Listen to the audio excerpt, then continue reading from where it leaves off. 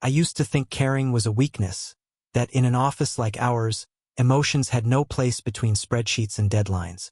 But then she walked into my life, calm, deliberate, the kind of woman who made silence feel like a language. Her name was Elena, my boss, 46.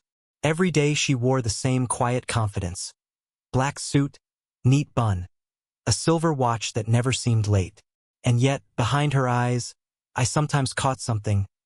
Not tiredness exactly, but loneliness that looked too familiar. That evening, the office was nearly empty. Rain pressed against the windows, tapping like it wanted to come in. Everyone else had gone home except her. And me. She sat at her desk, reading a proposal under the soft white glow of her lamp.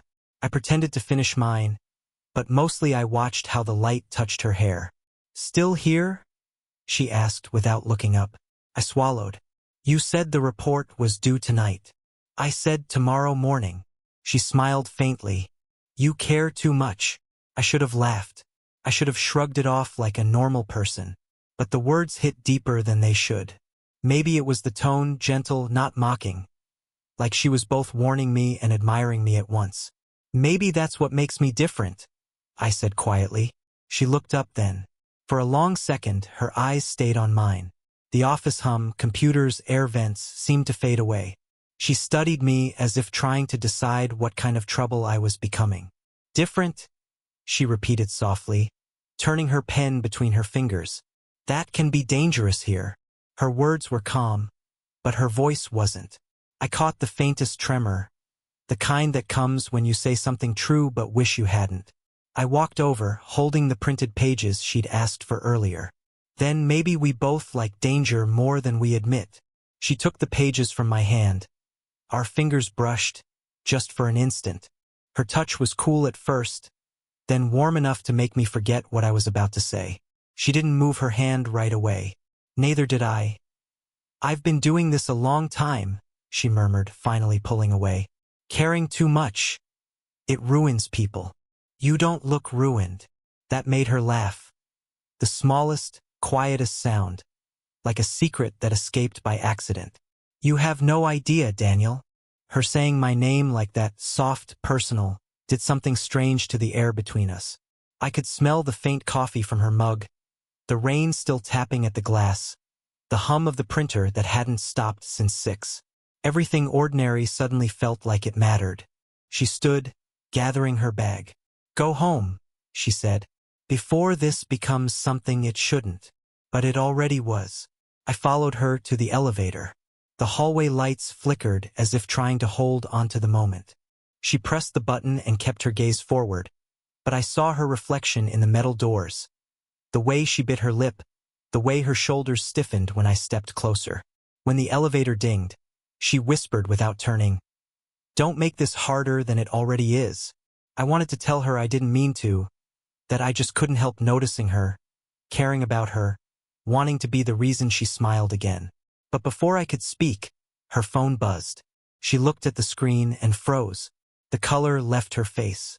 I caught a glimpse before she turned it over. A message. 3 words. "He knows everything." The elevator doors opened. She didn't step inside. And just like that, the rain outside started to sound like thunder. She didn't say anything after that message. Just stood there, phone trembling slightly in her hand, eyes fixed on something invisible in the distance. "Elena?" I asked. She blinked, forcing a smile that didn't reach her eyes. "It's nothing. Just work." It wasn't work. I knew the difference between stress and fear. She brushed past me, walked back toward her office.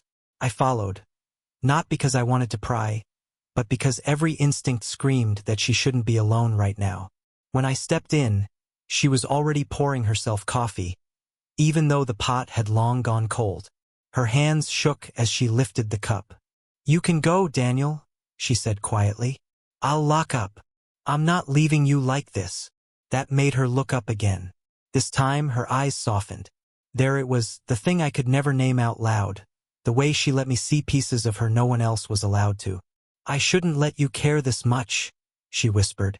"Then stop letting me," I said, though even I didn't believe it. For a moment, neither of us spoke. The office was dim except for the desk lamp. Rain had eased, leaving only the soft ticking of drops against glass. She finally set the cup down. "I was married once," she said, voice low. 17 years. He left when I couldn't have children. Said it wasn't the life he wanted. I didn't move. She'd never told anyone that before. I could feel it in the way she said it, almost like an apology. "I stayed," she continued. "Buried myself in work. Built walls so high no one could disappoint me again." Her confession hung in the air like fragile glass. I wanted to reach out, but didn't. She wasn't someone you comforted easily. "My father left too," I said, surprising even myself. Different reason, same kind of silence. I guess I got good at trying to fix people who didn't ask to be fixed. That made her smile faintly, eyes glimmering in the lamplight. "That's not fixing, Daniel. That's loving without permission." Something shifted inside me, quiet but certain. "You think that's what this is?" I asked softly. She didn't answer. Instead, she reached for the papers I'd printed earlier, pretending to skim them, her fingers trembling just enough for me to notice. "You're too young to understand where this leads." "Then teach me," I said before I could stop myself. Her breath caught. For a moment, I thought she'd tell me to leave again, but she didn't. She just turned off the desk lamp, letting the room fall into a faint amber glow from the streetlights outside. Her silhouette looked different in the half-dark. Not my boss, not the woman who never smiled, just someone who'd been alone too long. She moved past me toward the door, brushing my shoulder. The touch was nothing, and everything. When she reached the hallway, she paused. "Lock up when you're done," she murmured, voice breaking slightly. "And Daniel, don't wait for me tomorrow morning." I wanted to ask why, but I already knew. Whatever line we'd been pretending didn't exist, we'd already crossed it. The next morning, her office was empty. Her desk, usually lined with color-coded files and her half-drunk coffee mug, was bare. Only her silver pen remained, placed neatly in the center like a message. I stood there longer than I should have, pretending to look for something, pretending I didn't care that she wasn't there. By noon, word had spread quietly through the office. Elena had taken a few days off. No one knew why. No one ever asked. She'd earned that kind of silence. But silence didn't sit well with me. That night I couldn't sleep. The glow of my laptop screen did nothing to distract me from the thought of her alone somewhere. Maybe still holding that phone with the message that froze her face. "He knows everything." Who was he? 2 nights later, I saw her again. It was raining again, as if the weather refused to move on until we did. I'd gone to a cafe near the office, the one she sometimes mentioned in passing. And there she was, sitting near the window, hair loose for once, no makeup, wearing a simple gray sweater that made her look softer, younger. Somehow, I hesitated before walking over. She saw me before I could speak. "Daniel," she said, surprise flickering into something gentler. "You shouldn't be here." I didn't know where else to be. A long pause, the kind that feels like a question neither of you wants to answer. She gestured to the seat across from her. "You always find me, don't you?" "I don't mean to." "I know." She took a sip of her coffee, eyes avoiding mine. "My ex-husband called." The name hit like a pulse. "He's the one who sent the message?" She nodded. "He's been trying to make things complicated. He doesn't like seeing me happy." "Happy?" I asked before thinking. "Is that what you are?" Her lips parted, not to speak, but because she didn't expect the question. "Not when I'm supposed to be your boss," she said finally. "Not when you're half my age." "Does it matter?" "Yes," she whispered, "because people like him are watching. Because this, whatever it is, makes me look like I've lost control." Her eyes glistened under the cafe light. She looked like someone trying to decide whether to run or reach out. "I don't care what it looks like," I said. "I care what it feels like." That broke her composure for a second. Her hand twitched, almost reaching for mine, then stopped. "Daniel?" But before she could finish, someone called her name. "Elena!" A tall man stood near the counter.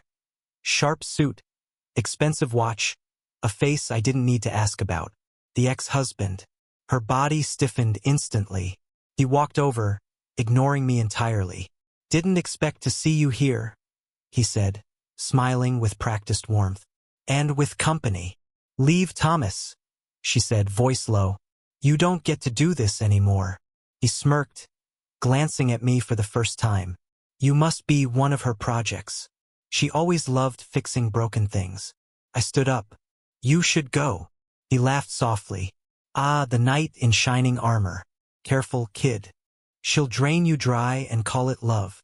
"Thomas." Her tone was sharp enough to cut glass. "Go." He lingered just long enough to make his presence sting, then left, the cafe door slamming behind him. I exhaled. "So that's him." She nodded, trembling slightly now. "He likes control, even after the divorce. Then don't let him take it back." Her eyes lifted to mine, full of exhaustion and something rawer. Hope, maybe, though she'd never admit it. "I wish it were that simple," she said. We sat in silence for a while. The world outside blurred. Rain streaking the glass, traffic lights smearing red and gold. I reached across the table, slowly this time.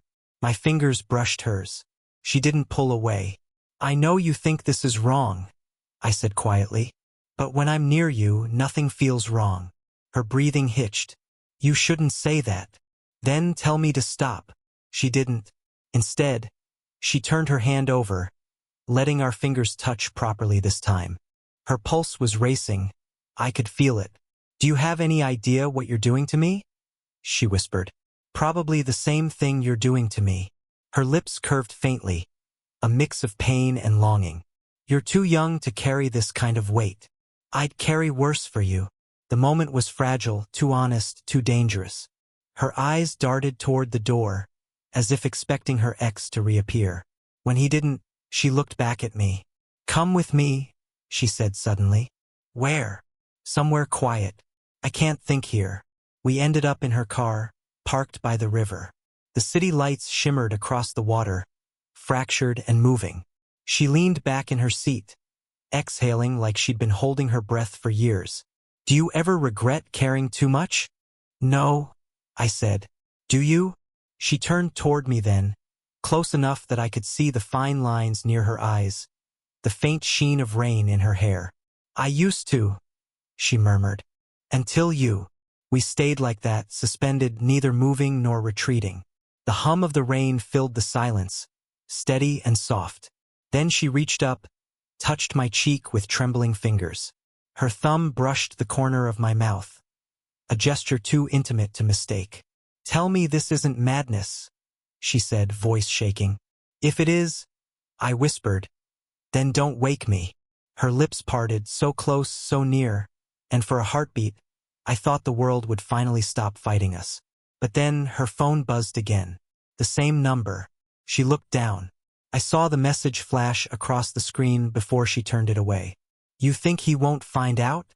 Her hand dropped. The warmth between us vanished, replaced by a silence too sharp to breathe in. "We should go," she said, voice barely audible. "Elena, please." I watched her drive, her knuckles white on the wheel, her eyes fixed on the road ahead. The rain grew heavier, blurring everything outside. But even through the storm, one truth stayed clear. No matter how much we tried to run from it, something between us had already begun. Something neither of us could undo. Days turned into a week. She stopped replying to my messages. No calls. No brief hallway glances. Nothing. At first, I told myself it was fine. She needed space, she was protecting herself, protecting me. But when I walked past her office door and saw it closed every day, the lie started to crack. By the 6th day, I couldn't take it anymore. I stayed late again, like the first night. The office now a cage of dim lights and silence. Her door was half open, the glow of her lamp spilling into the hall. She was there, back turned, shoulders tight. "Elena." She froze, pen hovering over paper. "You shouldn't be here."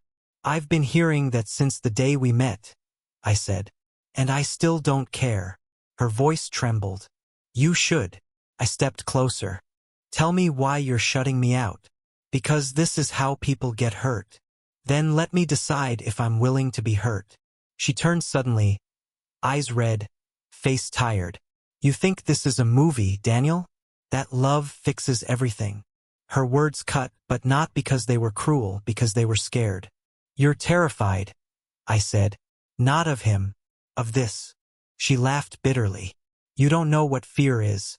You don't know what it's like to be my age, to have everything you've built hang on one mistake. I took another step forward. Then maybe it's not a mistake. She pressed a hand to her forehead, pacing. You're 25. You'll find someone who isn't broken. I already did. That made her stop. The air between us thickened, sharp, electric. She whispered, You have no idea what you're saying. I know exactly what I'm saying. For the first time, I saw her walls crack open. Not fully, just enough. Her breathing quickened. She tried to look away, but didn't. Her eyes searched mine, like she was daring me to move, to prove her fears right. I took her hand. This time, she didn't pull back. Her fingers tightened around mine, trembling. You make me forget who I'm supposed to be, she said softly. That's the problem. Then forget for a while, I said. She stared at me, silent, the kind of silence that feels like gravity. I can't, she whispered. If I let this happen, there's no going back. Then stop pretending you don't want it. Her hand slipped free. She turned away, voice breaking. You have no idea what I'd lose. Then tell me what you'd gain. Her breath hitched, a sharp, shaky sound. The tension snapped tight between us, unbearable. She turned halfway, her lips parting, eyes shimmering in the half-light. Daniel! Her voice cracked on my name. I moved closer, one step, then another, until the space between us disappeared. She looked up at me, eyes wet, chest rising and falling too fast. And just as I leaned in, her office door creaked open. We both froze. A shadow fell across the floor. Someone had seen us. The shadow belonged to Thomas. He stood in the doorway, calm in that practiced way that made my stomach twist. Elena went pale. Her hand slipped from mine like it had burned her. So, he said, eyes flicking between us. I was right. Thomas, please. He raised a hand. Don't. I warned you, didn't I? You keep pretending you're above emotion, but you always fall for the ones who need saving. I stepped forward, jaw tight. You don't get to talk to her like that. He smiled, cold and thin. Kid, you think you're protecting her? You're the reason she's about to lose everything. Elena's voice trembled. Thomas, get out. He ignored her, pulling a phone from his pocket. The HR department will love this video. You two alone, after hours. How very inappropriate. My blood froze. He'd been recording. I lunged for the phone, but Elena stopped me. Don't, she whispered. Her hand was shaking. That's exactly what he wants. Thomas smirked. You'll resign quietly, Elena. You'll say it was stress, burnout, whatever story makes you look noble. And I'll make sure your boy here keeps his job, if he learns to stay in his lane. She didn't cry. She didn't yell. She just straightened her shoulders and looked at him the way she used to look at impossible clients. Steady, unreadable. You always did like control, she said softly. But this time you overplayed it. She opened her desk drawer, pulled out her own phone, and pressed a button. A faint chime sounded, recording stopped. Thomas froze. I learned from the best, she said, voice steady now. You weren't the only one recording. For a second, no one breathed. Then she took a step closer to him. Now get out before I send this to your firm and the police. He glared, face tightening, then turned and left, the slam of the door echoing through the empty office. The silence that followed felt heavier than any words. I looked at her. You had that planned? No, she said, voice barely above a whisper. But I was tired of being afraid. She sank into her chair, the adrenaline fading. I knelt beside her, taking her hand. You don't have to do this alone anymore. She looked at me, eyes soft, exhausted. You don't understand what this means, Daniel. That recording, that confrontation, It's over. My job, my reputation, maybe even my career. Then let's leave, I said suddenly. Right now. Start over somewhere else. Her eyes searched mine, disbelief first, then something deeper. Do you really mean that? I've never meant anything more. Her hand tightened around mine. You don't know what you're giving up. Neither do you, I said. But maybe that's the point. A long pause. Her eyes glistened. You shouldn't love me, she whispered. Then stop giving me reasons to. For the first time, she smiled. Not the polite one she wore at work, but something raw and real. But before she could answer, her phone buzzed again. This time, the message wasn't from Thomas. It was from HR. We need to talk. Urgent. Elena's smile faded. The storm wasn't over, it was just beginning. The evening rain had turned into a steady downpour, each drop echoing the chaos inside them. Mira stood by the window, arms crossed, her reflection trembling in the glass. Across the room, Daniel leaned against the doorframe, soaked from the storm, eyes locked on her like he'd finally stopped running. Neither spoke at first. The silence between them was thick, not empty, but heavy with everything left unsaid. You shouldn't have come, she whispered, voice raw. I had to, he said. His tone wasn't defiant. It was pleading. You can pretend this doesn't mean anything, but we both know it does. Mira turned, her breath uneven. You think I don't want to believe that? I've been fighting it every single day. He took a hesitant step forward. Then stop fighting. Her laugh was sharp, almost breaking. Stop? Daniel, my husband is upstairs, sleeping off another long shift. My daughter adores you, and you're half my age. I can't even look at myself without feeling human, he interrupted softly. Because that's what this is, Mira. It's messy and wrong and real. I didn't plan it, but I can't keep pretending I don't.